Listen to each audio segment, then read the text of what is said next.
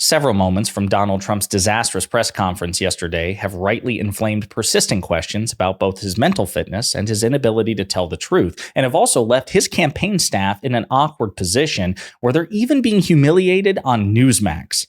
But before we unpack all that, if you end up liking this video and you want to support the channel, please be sure to hit the like, subscribe, and alert bell before you go. All right, friends, we've done several videos about Donald Trump's disastrous emergency press conference yesterday, which has been condemned by many Republicans, and many Democrats are publicly begging him to do those sorts of things on the daily. It went so poorly for him. And there's so many things to unpack, and one of them is that several moments have called into question, rightly, Donald Trump's already questionable mental fitness and inability to tell the truth. And I'm going to play you two examples, and one of them involves an anecdote about Vice President Kamala Harris, an old boyfriend of hers, and a helicopter. We're going to play the clip and unpack it together. Harris's relationship with Willie Brown, the former mayor of San Francisco, and how that might have intersected with her career trajectory. So I'm just wondering if you followed that discussion at all and have any thoughts on that. Well, I know Willie Brown very well. In fact, I went down in a helicopter with him. We thought maybe this is the end. We were in a helicopter going to a certain location together, and there was an emergency landing. This was not a pleasant landing, and Willie was, he was a little concerned. So I know him pretty well. I haven't seen him in years. But he told me terrible things about her. But this is what you're telling me anyway, I guess. But So again, he says he's referring to Willie Brown, the former mayor of San Francisco, who used to briefly date Vice President Harris long before she was vice president.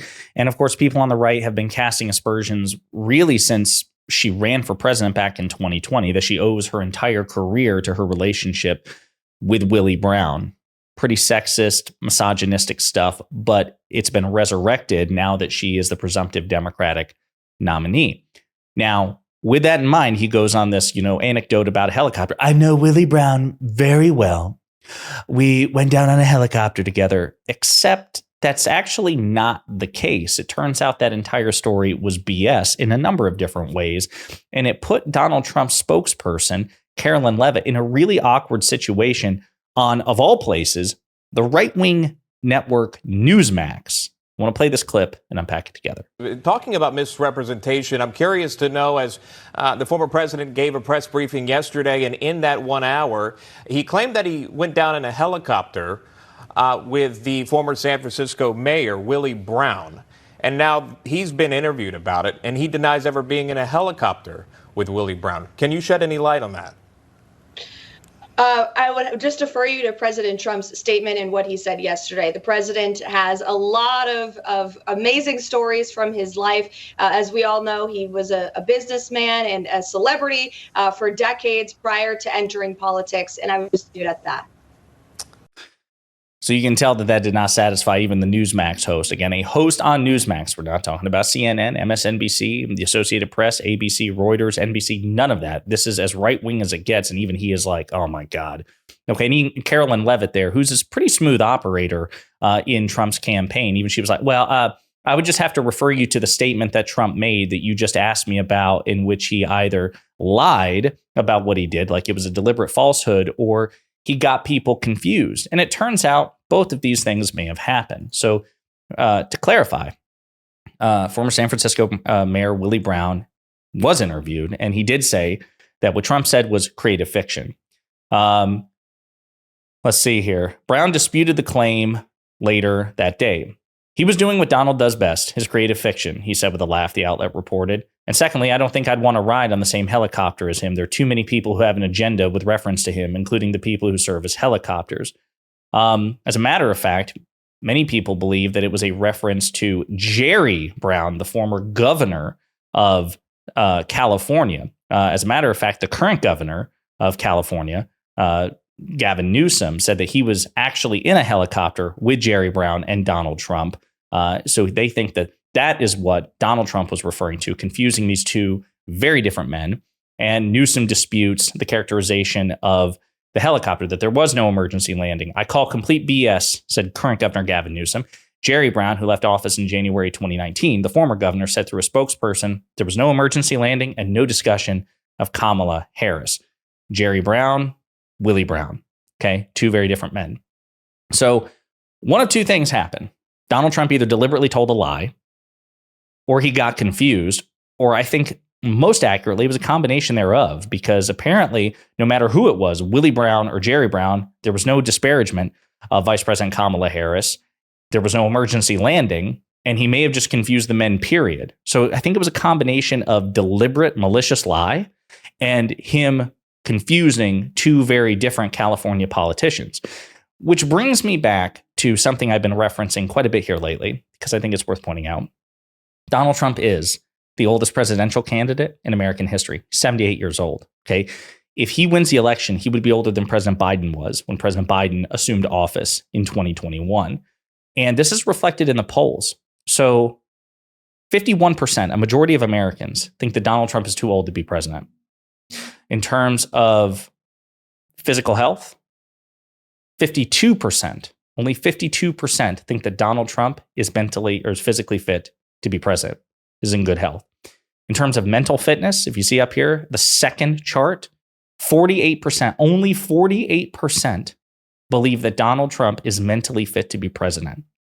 So folks, what we have here is a candidate who is the oldest in presidential history, whom approximately half the country, and again, depending on the polls, the majority of the country believe is physically unfit to be president.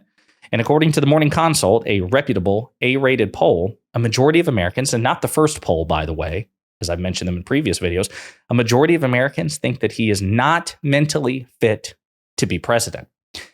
And again, this has manifested itself. I mean, it was on full display during that disastrous press conference. I gave you the Willie/Jerry Brown anecdote, but what about when Trump was asked about what his views are on mifepristone, the abortion pill that a Trump-appointed judge out of Texas tried to ban nationwide? He was asked about that particular pill at his press conference in Mar-a-Lago. This was his answer. Brace yourselves. Yeah, please. I have a political question, but I want to follow up on one of the abortion questions. Okay. There are other things that the federal government could do, not just a ban. Would you direct your FDA, for example, to revoke access to mifepristone? That's one of the things. Sure, you could do things that would supplement, absolutely, and those things are pretty open and humane. Yeah, please. So what the hell is he talking about? Well, we actually have transcript, for example. There are other things the federal government can do, not just a ban. Would you direct your FDA, the Federal Drug Administration, or the Food and Drug Administration, for example, to revoke access to mifepristone? That's one of the things that's been discussed. This is what Trump says in its entirety. You can do things that would supplement, absolutely, and those things are pretty open and humane, but you have to be able to have a vote. And all I want to do is give everybody a vote. And the votes are taking place right now as we speak. And then the reporter asks, is there something you would consider? Trump says there are many things at a humane basis you could do outside of that, but you also have to give a vote. And the people are going to say, it doesn't sound like he knows what the hell mifepristone is. That was a wildly incoherent answer. So again, we go back to Donald Trump confusing people, not for the first time. Donald Trump either confusing things that happened in the past, right? Like the memories get reshuffled in his head, or he's deliberately lying. And he doesn't know what he's talking about with respect to domestic foreign policy. He can't give a straight substantive answer on something as important as mifepristone. Again, that's in the news constantly. It speaks importantly to reproductive rights, one of the primary concerns of people in this country, particularly women, particularly cohorts that Donald Trump needs to try to win over if he wants to win the election, and he can't speak substantively about it at all. So I postulate that Donald Trump is just too old and too mentally unfit to be president. And the same standards which Republicans tried to impose on President Biden when he was the presumptive Democratic nominee, I think that we as Democrats not only have a political incentive, but just for the sake of fairness, have an incentive to make sure that this vulnerability in the Trump campaign is being ruthlessly exploited. I mean, what's good for the goose is good for the gander. They tried to do it to us. There's no reason why we shouldn't try to do it for them, especially when the polls back it up.